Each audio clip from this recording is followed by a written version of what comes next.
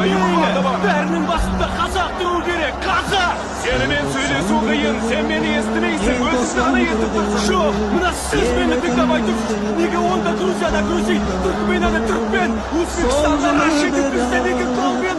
Бұл біздің жерімізде өмір сүрмеген, бәріне сорлы халық қазақ па? Әрине жоқ. Республиканың басына қазақ келер. Сендерге уәде берем. Жуырда, енді көп қалған жоқ. Желтоқсан жеді. Қазақстан, қазаққа беріңіз. Қазақстан, қазаққа беріңіз. Қазақстан, қазаққа беріңіз.